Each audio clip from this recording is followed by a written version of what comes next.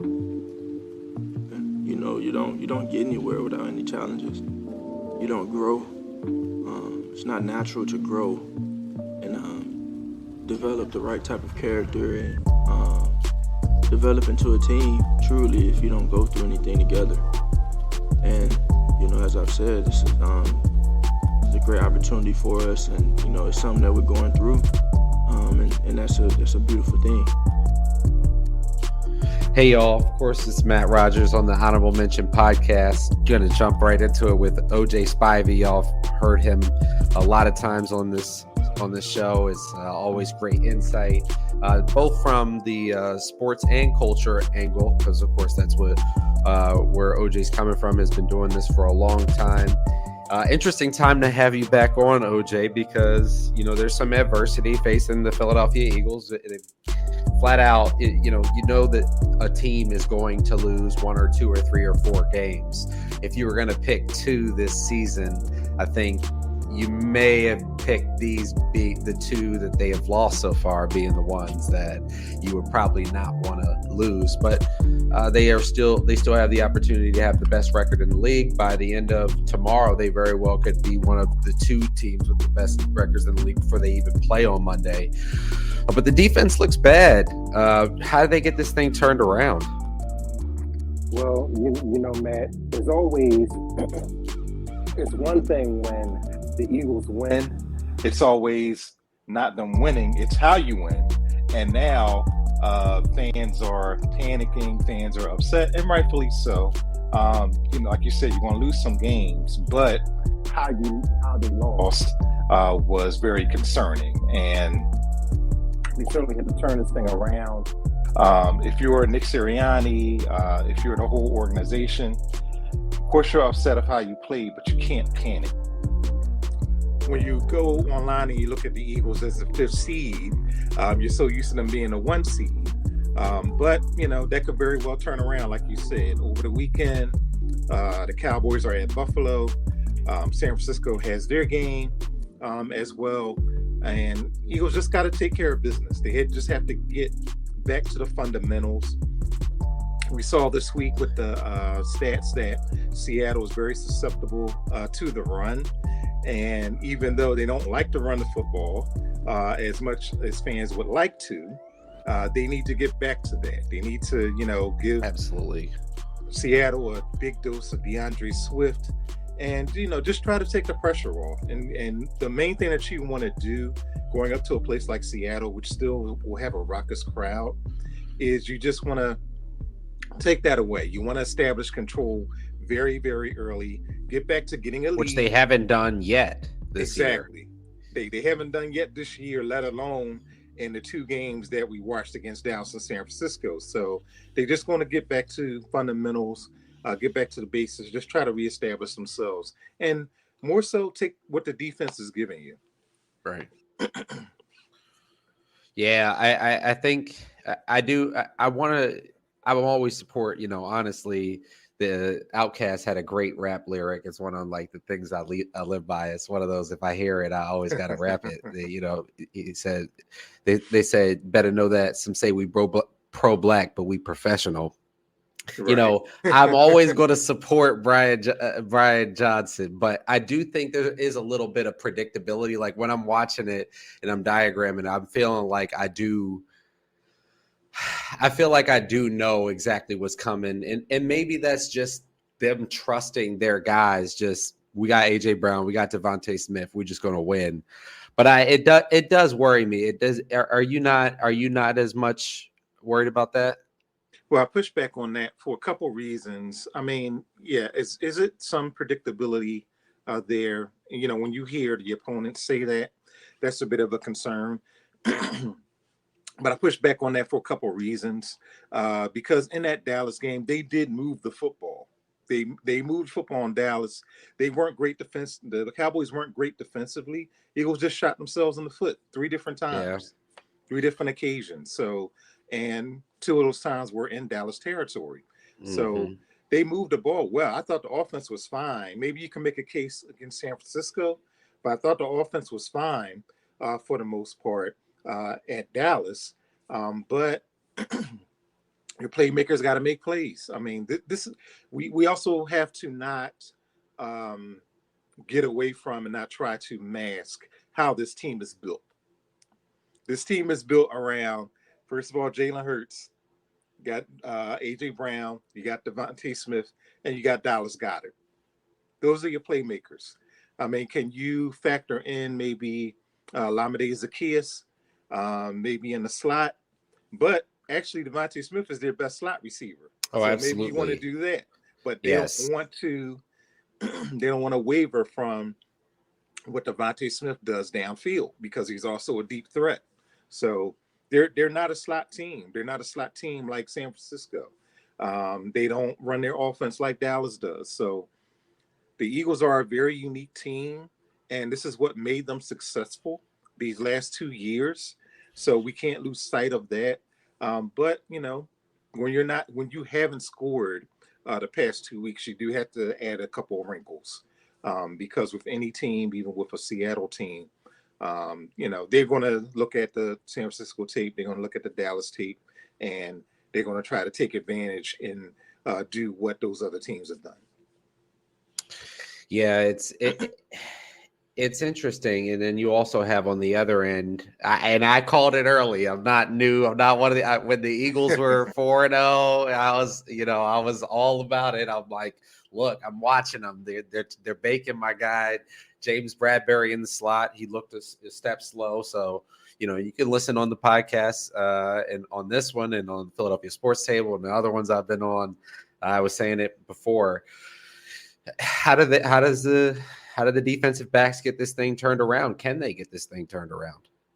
Yeah, I was just talking to a friend of mine, and he was saying that, okay, why don't they come up and do press coverage? Why are they always 10 yards back, whether it be Bradbury or whether it be Slay? That's what Bradbury's built to do. Right, exactly. So, and this is also a philosophical a philosophical thing with the organization. This team is built on rushing the passer. Mm-hmm. And what they want to do is they want to bend but not break. You know, they don't want to give up the big play. It's been like that for years, whether it was Sean Desai, whether it was Jonathan Gannon. You go back to, who was Doug's coordinator? It escapes me right now. But anyway, that's how long we've been. But, Jim Schwartz. Right. So Jim Schwartz, which kind of played more of the wide line. How can we forget Jim? He's even though he gave up 500 yards of offense. But he stood on the right podium afterwards. Exactly. On the right side of the podium. There you go. So, but, you know, this is a philosophical thing coming from Howie Roseman, how he's built this defense. You know, they have to get home. And these past couple of weeks, they have not gotten home and getting pressure on a quarterback. They got a little pressure last week on Dak Prescott, but he still was able to get the ball out, wasn't consistent. Brady got a couple sacks. It seems like Carter and Davis were kind of neutralized, but also see that they were double teamed on the tape too. And they were kind of trapping those guys, taking them out of the play. And you kind of have to do that, especially with Carter, because he still could be defensive rookie of the year. But, you know, they have to get home consistently on both ends. And when you don't do that, you know, that's going to leave how you play cornerback and how you play on the back end. That's going to leave you vulnerable for those type of plays. When you play that off coverage the way that, and I'm not somebody who says you need to be press man every time. I'm not even sure just because you do press doesn't mean you have to play man either.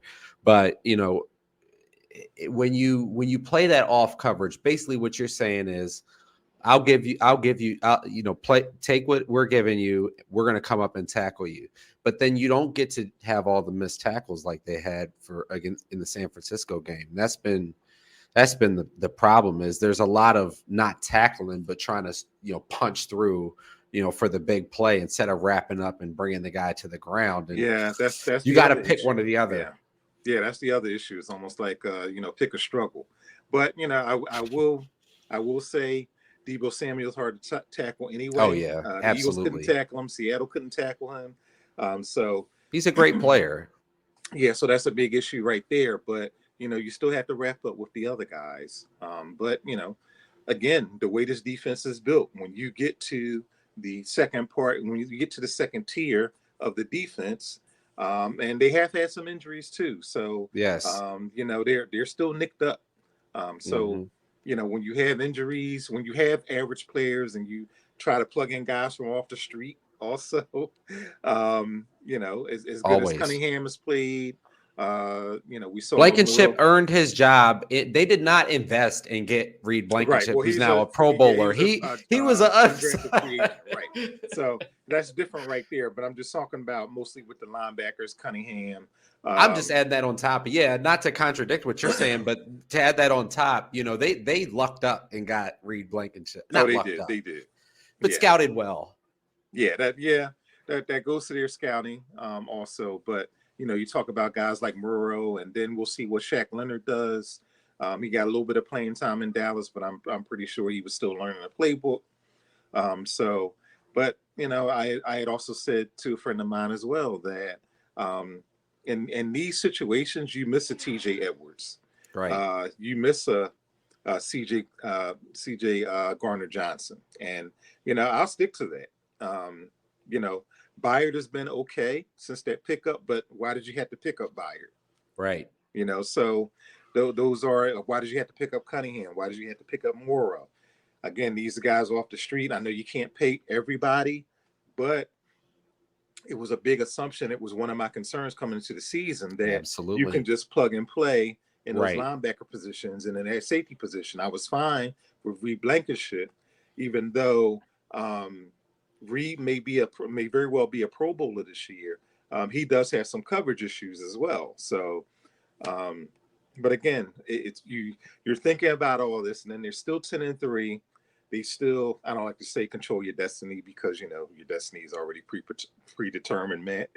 But It's a colloquialism. Exactly. So, but they still have a great path to still not only secure the NFC East and possibly get the number 1 seed, but again, they just have to go back to just doing what they do best, and again, take what the defense gives you, and maybe not try to be as cute. And you talk about Brian Johnson also. I mean, he does deserve some criticism, but ultimately, this is Nick's offense, man. This is Brian Johnson is really interpreting to the players what Nick Sirianni wants to do offensively. Okay. So we can't lose sight of that either. Yeah. I just think that there are sometimes some like easy plays that are just there for you. And sometimes just like in basketball, the play is just there. Like he's giving it to you. I'm just all right. Like you're gonna give me this mid-range pick and roll play to get yourself a bucket. Yeah. Sometimes the offense is spinning for a first down, and where's a screen pass in this situation? Where's a shovel pass in that situation? And it's just like, can we take a layup, guys? We don't have to, rain in the guy's face to get the team back going. The buckets count the same. We come down and make 3 twos. It's the same as if we made 2 threes. So what's the other old saying? Why bang your head against the ground where it takes about 2 or 3 steps to go around it? Right. So do you think Cunningham makes it back for this game on Monday night? It's kind of shaky because, as we speak, he's still on the injury report. As he has not practiced. So, I mean, that's kind of scary. I'm not all that concerned with Seattle's offense, depending on whether Geno Smith plays or whether Drew Lock plays. But, I am concerned, like you said, if Bradbury and Slay is giving DK Metcalf and Tyler Lockett a 10-yard cushion. I mean, any quarterback can beat you. And again, that just starts with the pass rush. And again, the way the Eagles are built, Fletcher Cox has to get home. As old as he is, he has to get home. We're relying on Fletch too much, honestly. Yeah, we are. And,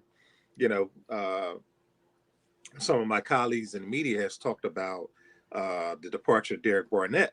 That makes him a little thin at defensive end. I mean, seems like all he did was give you a 15-yard penalty, but, he was a body who can give you some extra snaps. And he has made plays. Like, you just look it up, guys. Anybody listen to the show. But again, just overall with snaps to, just kind of give guys a blow in between, because especially you're wondering why they can't get off the field on third down. You're wondering why they're giving up play after play. That is a concern too going forward. Bit gassed. A little bit gassed. Right. So, Blankenship, you think Blankenship makes it back? We talked about him earlier. Do you think he makes it back for this one from the concussion? Yeah, he was able to practice. He was able to get under full practice this week. As they came back, they actually put in an extra practice. Yeah, I know fans were happy to see that. Yes, but yeah, I think Reed Blankenship is going to. That was a good move. That was some politics. It was good. It was good. It was good government and good politics.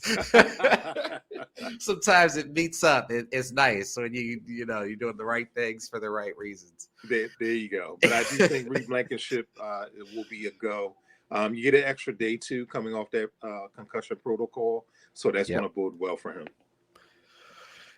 What do you think of Kyle Shanahan's comments, basically putting like a psychological bounty out on DK Metcalf? What did you make of that? Listen, anything you can do to give yourself an edge, you go all for it. I mean, whether you're and this goes back to college, goes back to high school, everything. Whether the fans or the opposing players saying something about your girlfriend or saying something about your mama or anything that you can do that to get that player off of their focus off just a little bit, or have them worry about something, or if they're nursing an injury and say, oh yeah, how's that elbow, how's that how's that shoulder, and you walk past and kind of tap them on the shoulder, say, hey, how's it going, And one thing that I did, I actually watched the clip of, oh gosh, what do they call it now? Undisputed with Skip Bayless and Richard Sherman and Keyshawn. Yeah. So yeah, Richard Sherman, who played for Kyle Shanahan briefly, which a lot of people forget. But he talked about it. He talked about getting in good with a referee, knowing his name, knowing where his son goes to college, and everything. And from a personal standpoint, when I coached Little League Baseball, I always coached and told my catchers to get to know the umpire. Or if you're up at bat, get to know the umpire, get to know his name. Yeah. His name is Mr. Tom, Mr. Jimmy, everything. Yeah. Say, hey, how you doing? Talk to him in between pitches. When you come back out to warm up, and little things. Try to get yourself an edge. Yeah. Also, too, like when they were trying to get, if they wanted a certain pitch, you kind of lobby and say, or you talk to them and say, okay, well, was it outside? Was it inside? Did he just miss with that one? All those little things to, just kind of whatever edge you can or That's advantage that you could take. I had a kid who could steal signs. I had a 12-year-old kid who could steal signs. So, hey, and it worked for the most part. So you still got to execute and throw the guy out. But that's right. He was pretty good. I mean, he was almost batting 1,000 with them things. So whatever edge you can get to get a player or whoever off their game. AJ Brown today told the press crew that last time they played, his AJ Brown's team won, but DK Metcalf had the better game. Do you think that AJ Brown has the better game this time? Yeah, I think so. I think this is probably going to be a breakout game for AJ Brown, for the Eagles offense overall, because they're just so overdue. Again, and DJ Metcalf and AJ Brown, some of the plays, they seem to be built the same. I don't know what the tail of the tape is necessarily, but they are different players as well. But I do think, and AJ, that was probably the worst I've seen AJ Brown play since he's been here, because it was very sloppy. You saw the long bomb that Jalen kind of put in his hands. Right. I know Mike Quick said that was kind of a tough play for a wide receiver. So, I'll listen to a guy who sideline pass though, hitting him right in the hands. Yeah, I guess what did John Madden say on his game? His sound bites on the game. You get your hands on it, you got to catch it, right? But those are some of the mishaps that they had. And, you know, most times AJ Brown catches that ball. So Hmm. he catches that ball, it's probably a different game. You're almost Absolutely. in tush push territory if he makes that catch. So Absolutely. there you go. Our buddy Brandon Staley got canned after, the team that he played against did not score the week before. Let him drop a team record 63 points with their backup quarterback. Oh man, I mean, does he get another chance next year? Is he somebody's coordinator? Yeah, I think he's going to be somebody's defensive coordinator. I always thought he was kind of in over his head as a head coach. And, a lot of people thought that he should have been fired after the playoff game against Jacksonville when they lost a big lead. And I remember I used to go back and forth with a guy on Twitter, and I think he was a Chargers fan, and he was just so excited about Brandon Staley, saying that he's an innovator and he's nothing short of a genius. And you remember early on his first year or so, he was always going for it on fourth and Mm-hmm. short at his own 35-yard line. And, Getting it. all those things kind of, he had that mentality of being the smartest guy in the room. Yep. So you know how much danger that can get you in. So, but, Mm-hmm. it was time. And, it brought the Chargers to a point of no return. I thought it was a questionable hire anyway. I mean, they could Mm-hmm. have done this with Anthony Lynn, if not better. Right. And they kept, even with Anthony Lynn, I believe his last year wasn't as good, but they just kept knocking on the door. And it's going to be interesting to see who the head coach is going to be. I think it's going to be definitely going to be an offensive-minded head coach. I would tell you that. And some people are even whispering. Got to get Justin Herbert right. Yeah, somebody were even whispering to get Eric Bieniemy, out there Yep. to be a tutor to him, which I think he would do a great job with Justin Herbert. But from the Herbert side, hey, no more excuses. Right. And we say the same with Jalen Hurts, and Yep. he hadn't even been in the league as long. It'd be show and prove time. If he got Bieniemy and he struggled, if they were on the outside looking in.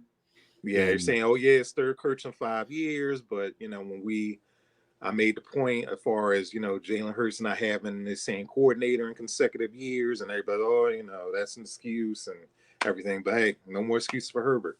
I mean, he's quite a talented guy, puts up big numbers, especially with yards, but it hasn't resulted. We'll see if that was his coach, or we'll see. It's going to be a third coach now, so put up a shut up.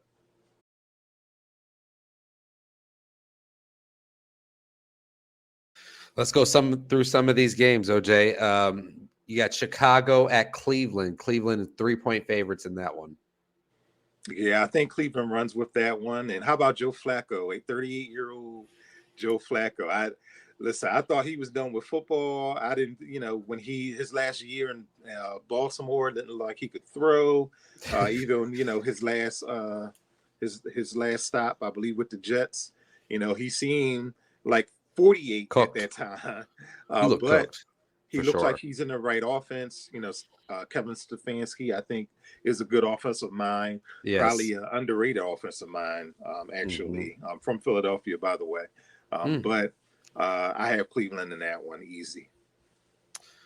Tampa Bay at Green Bay. Green Bay 3.5-point favorites, despite losing to Tommy Cutlets, as they call him, on Monday night. Who you got in that one? I mean, that one, that's kind of a do or die for both teams, wouldn't you say? Yeah, it's a do or die for both teams, and in my mind, that's like a pick 'em. So, the NFC wildcard race is about as tight as you can get.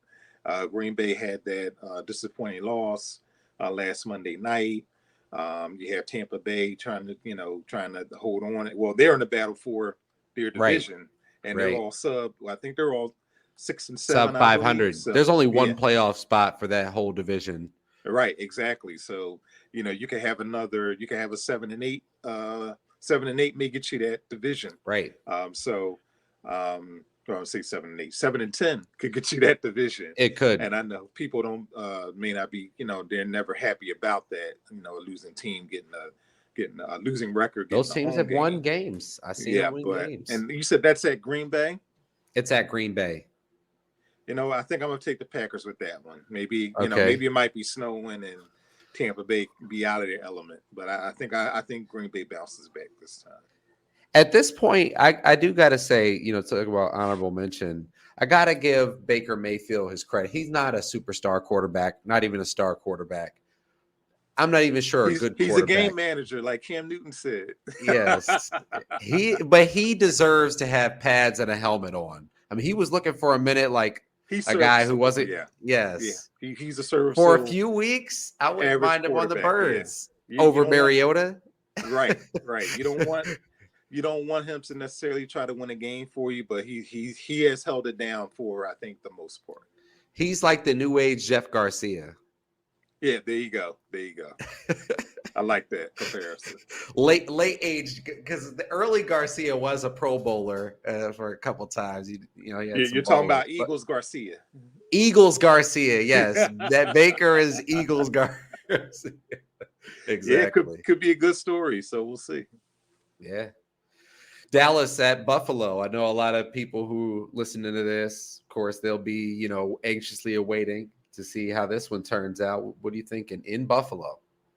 Yeah, I think that's going to be a tight game. It's probably going to be down to the wire. You would think Dallas may struggle because it might be a little, cold, maybe a little bit of bad weather, windy up there. But I think it's going to be a tight game.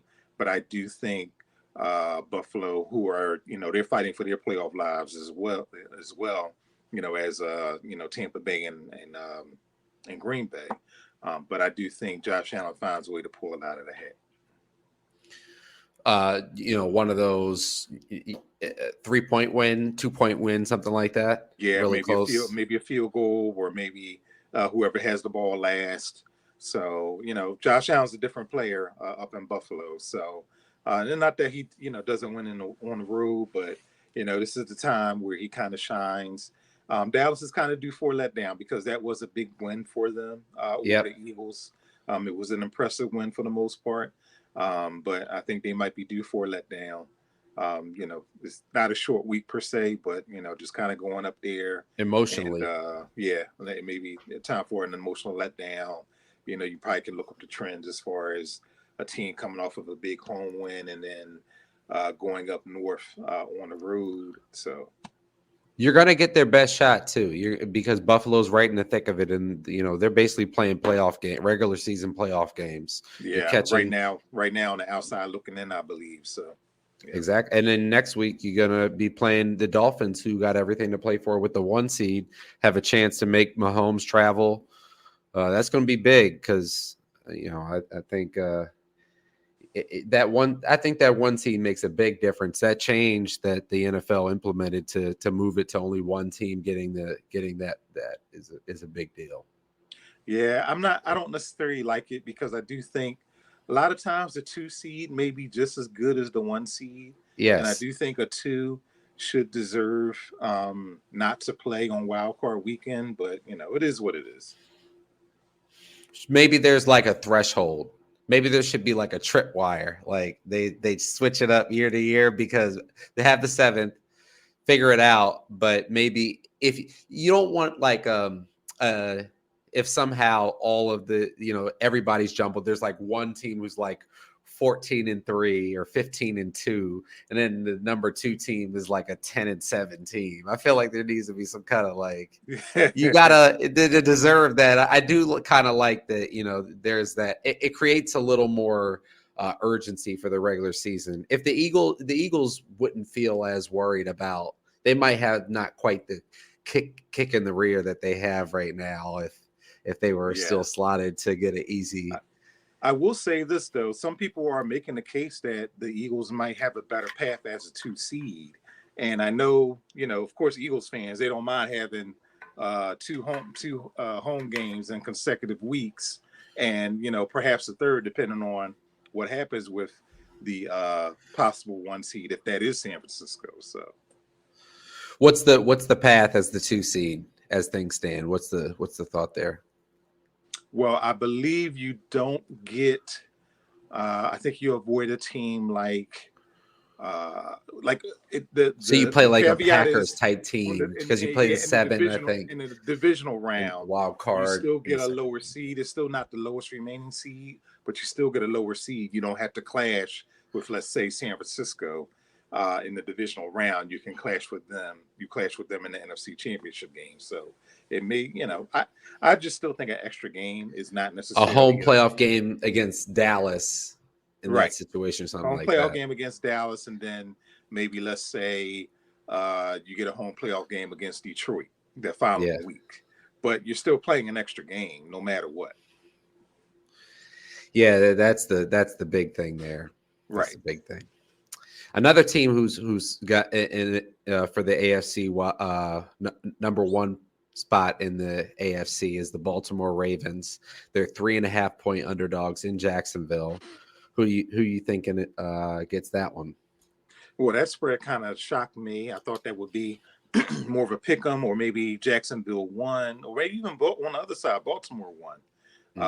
They're really not getting any love for being the 1 seed right now. And I know the Ravens are a different team on the road. I mean, they're kind of like a crazy team at home because it seems like they go down to the wire and then they win it at the end, as we saw last week. But I do like Baltimore winning that game. I'm still trying to figure out Trevor Lawrence as a quarterback. You don't know what he is from week to week. 1 week he looks very good. He looks very promising. But what is this? His 3rd or 4th year now? Was he the same? Was he in the same draft with Hurts or no? I think this is his 3rd year. Okay, yeah, 3rd year. So, but still, we're or maybe he miss a season? I gotta consult the. I know he did get hurt, but even yes. still, Matt, I'm still trying to figure out what he is. Like, is he good? Is he okay? 3rd year.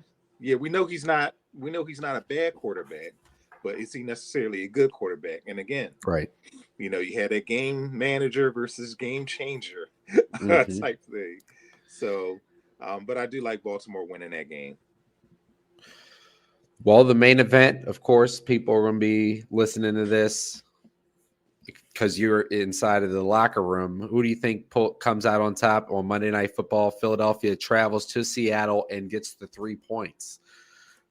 Yeah, I think it's a great opportunity for them to have a breakout game and just get back to, what they do great offensively. I still do think they're going to throw the ball for the most part, but I think they're going to try to mix it in and have a better balance of running and passing. And, I push back also with people who say that they must run the ball and they're going to do that. I know that's not their philosophy, for one, but number two, they can throw the ball. That's how they're built.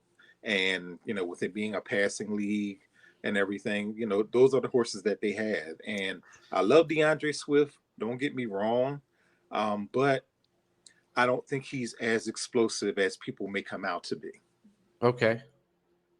Yeah, I think for the system that they have, he's not as.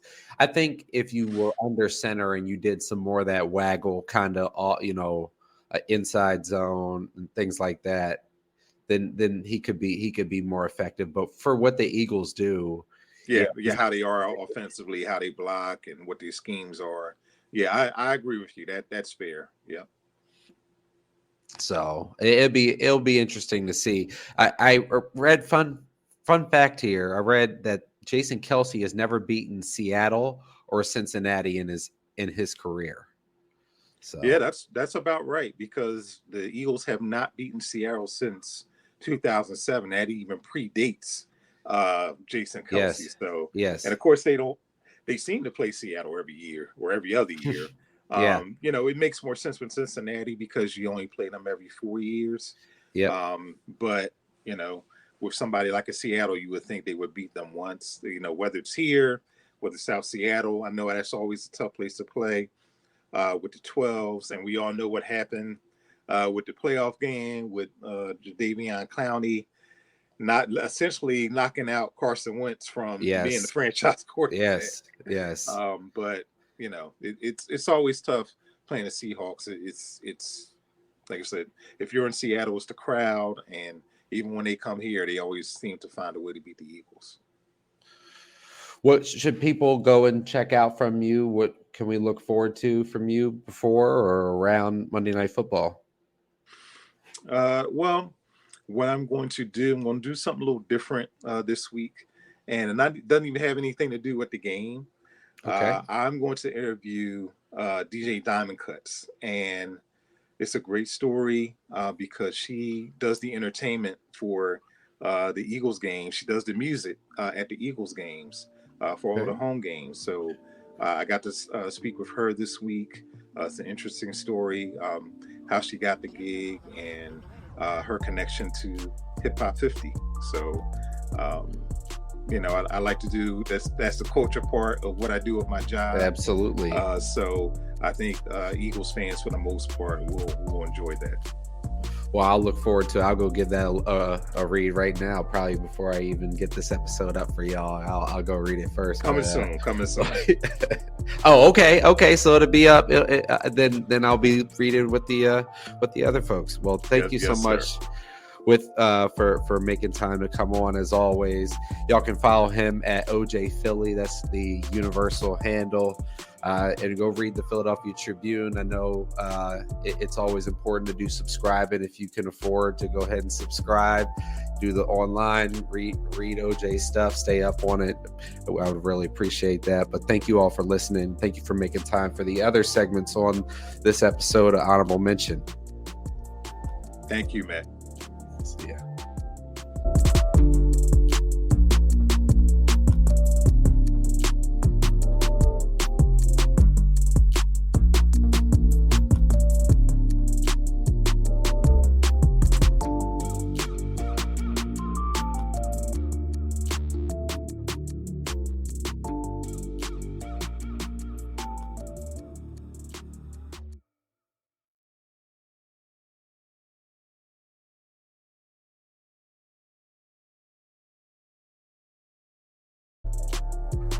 Hey y'all, today we have on this part of the episode we have Kylan Watson and Jovan Alford. Y'all have heard them on the decisions episodes a million times. Even more decisions. The Chargers made a decision this morning. Timestamp this. They were like, we were gonna give you a chance to try to sort it out, but you let the Raiders, who just got blanked the week before, drop a franchise record 63 on. I mean, that's basketball scores. That's college basketball scores, 63. Yeah. Did y'all expect the Chargers to try to give him is this shocking to y'all? Because, I'm kind of blown away that he didn't even get a chance to try to make it right. I mean, when you give up 63 points to a team that got shut out, they had a baseball score, 3-0. That's a baseball score. Was Roy Halladay playing football? That's it was horrible. 60, that's like I said, that's Madden. That's like Madden NCAA. That's like dream rookie level scores right there on Madden and NCAA football. I mean. It was embarrassing. I mean, I didn't watch all of the game, but what I caught, you could just see when they cut over to the Chargers owner, him just looking there steaming, trying to think about what I'm gonna do, bro. I'm surprised. Yeah. I'm surprised he didn't get cut at the end of the game. If I'm being honest, Sherman was saying to fire him at halftime. Yeah, when you got Al Michaels and them just basically finding ways to still stay objective in that game, you out of here. Al Michaels ain't got time for those 63-21 games. It was bad, and they scored all those points in garbage time too. Right. Yeah, it was all garbage bad. Time. Yeah, bro, that one-handed pick six interception. That said it all. Jovan, did you expect them to give him a chance to make it through the season? No, I kind of felt like the writing was on the wall just with how they just were underperforming. Obviously, last night's game was kind of like the culmination of just how bad the season is going, but you kind of just seen things just weren't going well. I mean, they, with the talent they had, they just seemed like they just underachieved. Like the defense was bad to start, giving up points, and then the offense just kind of like didn't do anything. I think, them only scoring 6 against the Patriots a couple of weeks prior was kind of just like, all right, now like you only scored 6 points with Justin Herbert and Keenan Allen and Austin Eckler, and then you just turn around last night and just get destroyed, almost like how the Eagles just kind of just like laid down. It was just like when they were just ready for like Chip to go, but just kind of like every team just blow them out just so you can just move on. So I mean, it's this is now the second coach for Justin Herbert. So now the question now is going to be what his future, not his future, but will the blame go on the next coach, or will he be like the next, like will the pressure now be on him? All I heard years ago was that Jalen Hurts would never be as good as Justin Herbert. He would never be able to enjoy the kind of success that Justin Herbert has. No, Jalen Hurts, in fact, did not enjoy the kind of success that Justin Herbert enjoyed. I mean, narrator, he did not, in fact. Look, man, Justin Herbert. I'm gonna give you a preview, both of you a preview of what's gonna happen in these next 2 years. So they're probably gonna end up hiring a Harbaugh, more than likely. Because I mean, it's getting hot in Michigan, as we all know. Not more ways than one. It's getting hot in Michigan for him. So he'll have his prototypical quarterback, and when it doesn't work with Herbert because he's not the mobile quarterback like the Bo Nix and stuff like that, or that he's used to having success with, they're gonna send them on out of there. They're gonna send Herbert out of there, or they would fire the next coach. Because if it doesn't go, you think they'll give up on the? Harbaugh gonna find a way to make sure he got a Brett Brown contract, like guaranteed 5 years. Wow. So like he gonna find a way to get that. You got to be desperate though. I'm not doing that. I would get rid of a coach. But you see the bull, like you got the equivalent of your local team, the Washington Commanders, in that the Chargers. Like the Chargers have, no offense to any Chargers fans listening, but y'all know, like y'all stadium gets taken over by every opposing team, known the man. Like you're the West Coast equivalent of the Commanders. Commanders, like, you are. It's stadium's way nicer though than the Commanders. It is. It is way nicer though. And no older can be another Dan Snyder. So you got that working for you, Chargers fans. But it's just like he's gonna get sent on out of there. Maybe he'll end up. I mean, New York needs a quarterback. Maybe he'll end up a Giant or a Jet. Who knows? Like, can't you imagine it? Justin Herbert in New York, perfect for somebody. Just not the Giants. Anybody else? They have that. Talking about owners. Or GM. Daryl Morey has been extended now another 3 years. Does that, as people who kind of root for the Sixers, does that make you feel hopeful or worried? Jovan, go first on that one. Not really hopeful. I think the first word that came to me when I saw it was stability, because that's something that this front office just didn't really have. I think for Sixers fans, I think a lot of us were just like kind of like soured on the Morey era just because of just things just didn't go right. Like obviously you were able to move off the Simmons contract, which was great, right? Mm-hmm. And then you get Harden, and it's like, all right, Harden's gonna help take this team push to the next level, and then it doesn't happen. So you're like, okay, like if he's going to make a move, if he's going to trade Harden, what is he going to get back? Like if he's going to get something of value back. And people were like, I don't know, I don't trust him because his track record just hasn't been too good. And he was able to turn around into something. I think that kind of helps the fan base, right? Like, okay, like absolutely, you were able to kind of retool the roster. Yeah, you were able to retool the roster and like make it almost like you gave your team a future too, because now you don't have so much money tied up and you have expiring contracts on the books. So now you give them 5 more years to kind of continue to build that team, going forward. So for me, I would say I think there is some hope, because it ain't Brian Colangelo. So I mean, it's not Brian Colangelo. So you're all right. Kylan? Yeah, I think Joel Embiid got his wish. He wanted some stability and some organization here. I mean, and obviously it helps if you keep the same GM. If you're trying to re-sign Tyrese Maxey, which we all think is coming in the summer. I mean, Yep. I doubt that they refuse to give him up for Dame Lillard. So I don't know why they would let him go now, right? So I mean, like, you know, it's a stability thing.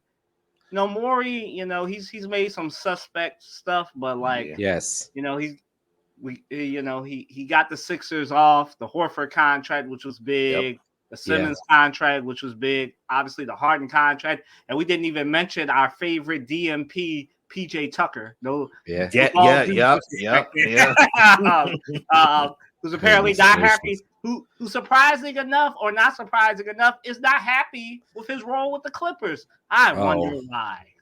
Yeah, because I'm gonna just let it go. I'm not even gonna say nothing because everybody's listening already knows. It doesn't even need to be said. Like, you know, it's like I am on board with Morey getting another couple of years. I mean, it's gonna dovetail very nicely with we think the end of Joel Embiid's prime, but he keeps proving us wrong every year. So we think you need to get on the LeBron track. There is no prime, just career prime. Yeah. That's what LeBron did. Yeah. Or like Patrick Mahomes or whichever one knows. Joe Burrow, who said like the window is my whole entire career. Maybe that's where we're at. So like, you know, I'm just happy that, you know, there's some, as Jovan said, stability in that front office. I mean, you know, we don't have nobody tweeting at Joel Embiid with burner accounts. We don't have nobody doing any of that. The Sixers are a semi-respectful organization. Yes. So, you know, to the point where, you know, I was ready to come on here before that Harden trade, or when the initial pieces came before anybody played. It was like, man, if he don't push that for Zach LaVine and DeMar DeRozan, it's over. But now that I've seen this team in action, I'm like, bro, we got a lot of deep 6'10", 7 foot guys with wingspan, and we got a Morris twin that's happy to be in Philly and is making threes. So I'm just like, you know what? Maybe they don't need to make a trade. He got me drinking that hopium. They got me drinking that hopium. but you know, they look great right now. To the point where right now, 3:43 p.m. on December 15th, I'm saying that they might not need to make a trade to contend, because like, other than the Celtics, everybody else is looking, besides the Sixers, are looking mighty beatable. So, you know, we'll see. But you know, congratulations to Daryl Morey and his family. He seems to be committed to the city of Philadelphia and to the team. And you know, if you go get a new stadium in a couple of years, you definitely need a GM who can build some teams. So I know we're not talking about that, but we'll get a new stadium. You're gonna need somebody who can build a team. So talk about stability. The Pistons are stably losing. They have. Let's just go through what's going on right now for them. They've lost 21 straight games. 21 losses is 3 more than the 2006 Pistons that lost that entire season. More than the 2006 loss all season, and it's more than the 89 title team, and 2 away from matching the 1990 championship team. I mean, what is Cade Cunningham, all these folks? I mean, what's the problem, Jovan? I mean, how do they get this thing turned around? They're a weird team to figure out, right? Because they just have a collection of young players with no type of identity, right? And I don't know if Monty Williams was that guy for them, right? I see Monty Williams is more, I think, better suited off with like a veteran team. A veteran, yes. I was thinking the same thing. That's like in that, like they're like the perennial like 9-10 seed, but they need like a veteran to kind of like push them to, you know, that 7-8, you know, 6th, 5th seed. I feel like they need a coach like a Brett Brown who's really going to like put that time and that effort into like develop some of these guys and like play some of the younger guys, because there's no reason why Killian Hayes should be starting over Jaden Ivey. Like that's a first like big coaching mistake. Like we already know what Killian Hayes is. We saw what Jaden Ivey was able to do last year as a starting point guard when Cade was out. So I think they're trying to figure out what do they have, because they have so many players, I think, also at the same positions where trying to figure out mix and match. Like, all right, who's going to be here, you know, this year? Who's going to be here in the future? It's bad. Kylan, were you thinking along the same lines? Yeah, man. I'm thinking. I don't want to make any crazy prediction that the Sixers are gonna have to back up at 7:00 tonight. But I'm thinking that I'm thinking that they're going over. I think they're going Right. to 22 games tonight. I don't think that's a bold prediction, but just in case the Pistons are Right. watching, I think y'all go into 22 games. I think that as Jovan said, you got Killian Hayes playing over the star that is Jaden Ivey. Like, what's wrong with you? I look. Paris the thought I'm not a Pistons reporter or like a local Pistons reporter, but we all had eyes last year. Like Jaden Ivey was that star, right? Like I think he pairs perfectly with Cade Cunningham, who I think also is coming off the bench as well. Like I think that you got your two future players coming off the bench. I don't know if that's a Monty Williams decision or like injuries. I know Cade's been injured. Obviously, we all know that Cade has been, since he came into the league, struggling a little bit with staying healthy, as some stars often do. But I just think that Jaden Ivey is that star, man. He's that guy that you can build around. Matter of fact, I have no sources on this, but I'm just saying the Sixers should look into that. If he gonna be the sixth man, I'm just saying. Exactly. It would be awesome. Oh, this team could push for a conference championship if they had that. Yeah. Yeah, like if they had a Jaden Ivey type, I mean, obviously we love Pat Beverly, but come on. I'm just saying Jaden Ivey is that guy. He's like, okay, well, Matt doesn't, but the rest of us. I like Pat Bev too. I mean, I like pretty much everything about what he brings to the team, but we're having different conversations. Right, he's not Jaden Ivey. No one's saying that. Right. But like Ivey is that guy. I don't understand that, and I'm not a Pistons fan, but if I was, I'd be like, why are we playing the guy that can drop 20 and 10 easily? Like, didn't struggle at all scoring, right? Like, Jaden Ivey, Cade Cunningham, that's your core right there. If I'm the Pistons GM, that's my core right there. I don't want that on the bench. Now, Cade, obviously, like I said, he struggles with staying healthy right now. But I don't want Jaden Ivey on the bench. Like a Jaden Ivey, Killian Hayes backcourt might give you something to think about if you're the Sixers. But all you really concerned about, is Wiseman, who came. No disrespect to him. He's if no one else is balling, he's definitely balling with his opportunity, right? Absolutely. And so I'm trying to we want to try and give the Pistons fans some hope. So you got Jaden Ivey. You just got to get Monty Williams to see that that's a star in the making and not a bench player. And when Cade Cunningham gets back, that should work. He's a distributor.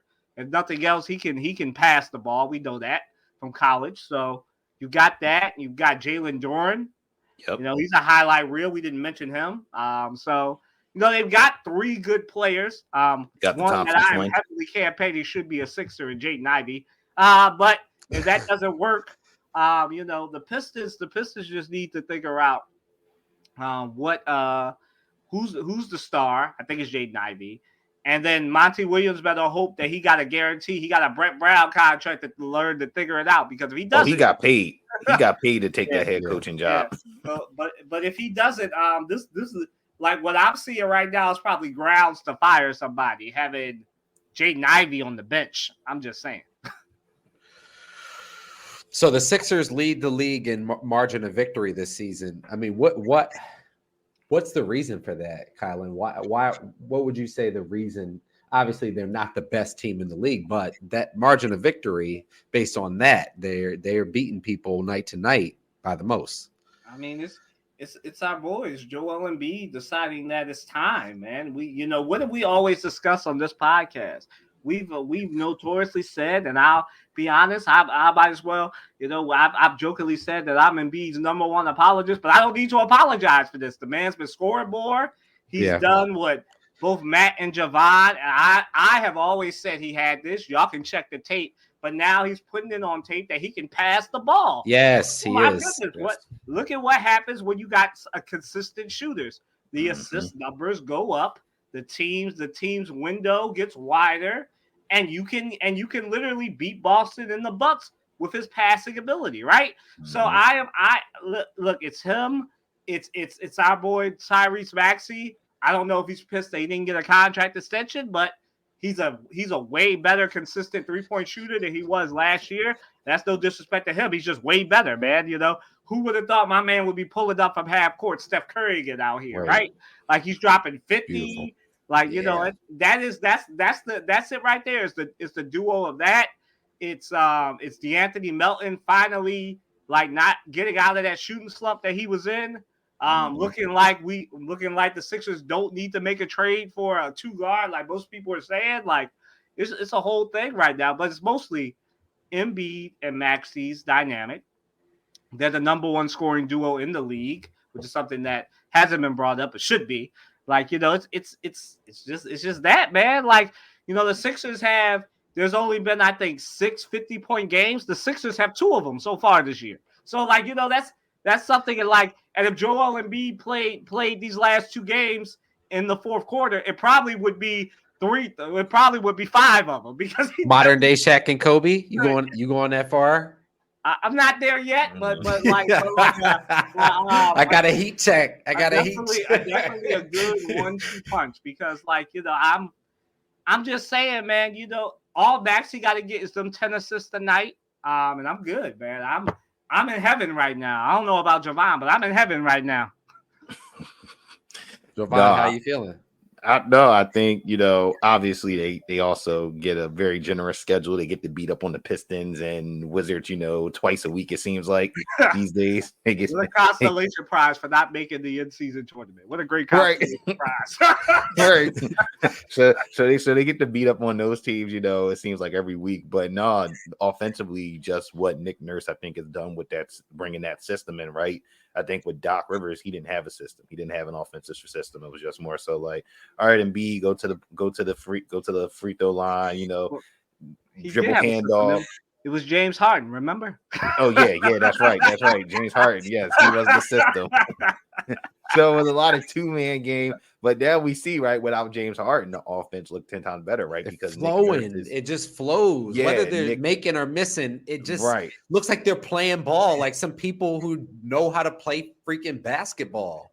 Right. It's crazy. Like Kylan said, you got guys that can spot up and shoot. You got, well, I think it's key too, that's helping him be with the assist. You got guys cutting too, right? You got guys like Tobias Harris, you got Kelly Oubre Jr., like guys that are cutting to the basket, opening up those things. Not sitting around waiting for ISO. Right. Exactly. So when you have all those things working and you got, like we mentioned before, you got depth coming off the bench too, it's a great problem. It's a great thing to have, right? You can never have too many, good depth players. And I think the Sixers, are seeing that and it's helping them. Right. And it's amazing to have a coach who actually adjusts, as Jovan just said, like, you don't have to worry. Nick Nurse will find some defensive adjustments. Like, the way the Sixers were cutting up the zones these last few games, I was like, oh my goodness, what is this Sixers team right now? Yeah. Like, a Sixers team that acts like they're not scared to see a zone? What? So Kylan, I texted you about I think I said it in the group text about Draymond Green. Before we go, we got to talk about Draymond Green before we get back from our lunch breaks, of course. Draymond Green just stole off on the guy, plain as day to me. Do you think that they do end up letting him back, and is that like his last straw? Yeah, I think this is the Warriors monster that they created. Unfortunately, I know the Warriors have been trying to like renege on this, but I think last year, I honestly was one of the people, we didn't talk about this on this podcast. But I mean, you can check the tape on my tweets and Facebook and everything else. Like, I was one of those people who was upset that they just let that man sucker punch Jordan Poole, and then the whole thing was no one went to help him, no one did anything for him. I'm all like, yeah, this team is on his last rocks, because I mean, we see this to a lesser extent with what happened with the Donovan towards the end of the Donovan McNabb era, where T.O. was just pissing off, like acting like it was a WWE match or something, like being all upset, and that was the beginning of the end, man. Like, I just think the Warriors, man, I understand you got that extra championship, but just because you got that extra championship don't give you carte blanche to be able to punch people in your facilities. Like, and just because, and again, they just did the wrong thing. They should have never. I'm sorry, Warriors fan. I know some of y'all didn't like him, but I mean, the dude was instrumental in winning y'all a title, and that person is Jordan Poole, right? He was your sixth man, and y'all just let that man punch him and move on out. And Draymond Green was basically like that, that Homelander meme. I don't know if any of y'all big. And that's who Jordan Poole was, the guy who was supposed to come up to be the next Steph. Right. At that time. That's who he was in that franchise. Right. And you just let him just get teed off on, and nobody said nothing. Right. It was the equivalent of, like I said, that Homelander thing. I know spoilers on the boys for some of y'all, but in the recent, he killed somebody and everybody was cheering for him. Like, spoiler alert. And I'm just like, yeah, that's the equivalent of what happened to the Warriors. They punched him. He got a little slap on the wrist suspension. They still let him get his ring. That was the beginning of the end. The Bull looked around and said, "Oh, so I can basically do what I want," and y'all just PR it away. Got it? You got Steph Curry. You got Steve Kerr, who actually should have, if no one else sympathized, the man who Michael Jordan sucker punched should have sympathized with him. He's out here like, "Oh, I don't know what happened. Draymond needs some help." I'm like, Steve, he didn't need help last year when you literally saw this man punch him. Like, if no one else sympathized with Poole, dog, you were punching out the GOAT. Right. You were punching out way better player than Draymond. Right. Like, come on, y'all. It's to be the end. Like, and I think Draymond should get another chance, but it's got to be like, if we were out here like saying, John Morant needed all the help to get back in the league. Like, Draymond need anger counseling, grief counseling. He needs something, bro, to get in this league. And not to make light of it, but it's real. Like, it's real. There's something wrong. Like, he tried, and the fact that he can't take accountability. It's like when you watch Judge Mathis, he's like, I'm not going to call you a crackhead if you come in here and say that you are an addict and you're trying to get better. I'm going to call you a crackhead if you come in here with crackhead lies. And that Draymond reason for trying to just swing his arm, I was trying to sell no, you watch him. He teed off on that dude. Right. It was crazy. Right. What do you think, Jovan? You think this is the last straw?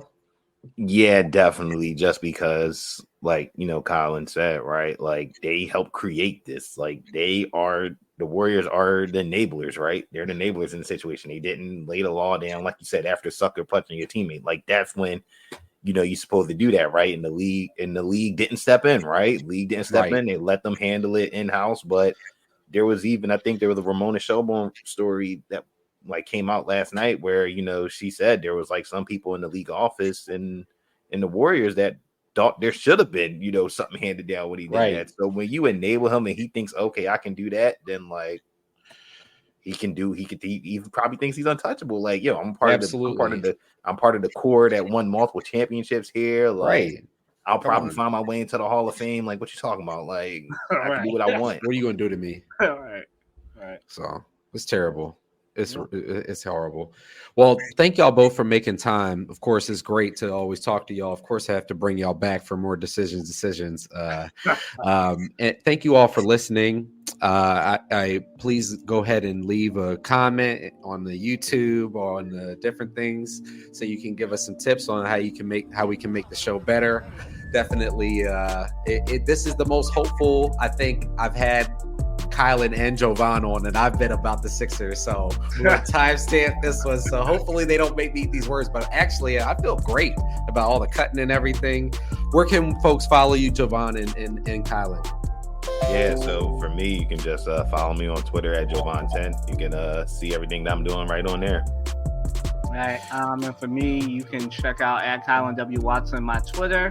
And I also have a podcast, which I hope to get both of these great gentlemen on, called The Sports Hour with Miller and Watson. So since the last time I joined both of them, I've started a podcast as well. I think Matt's going to be on the next episode. That's right. We'll talk to Jovan about getting them on and reuniting the band. So we'll stay tuned, man. And obviously you can always check out WatsonSportsTakes.com as well. Thank you all for making time. Thank you all for listening. Check out the rest of the episode. Have other guests on. Take care. So if DeAndre Swift can't get busy in the running game, right? If you give him, I guess they give him 4 or 5 carries and don't do well, that's it. I learned that. If it don't work the first 2 carries, he's done with him. Well, my thing's cool. If that's the case, all right. But what about screens? Perimeter. I was watching the Niners game against the Eagles, and they were doing small things. They motion tight end over, then they had a running back go off, quick dump off pass, boom, 25 yards. Like, there's so many different ways we can use Jalen Hurts.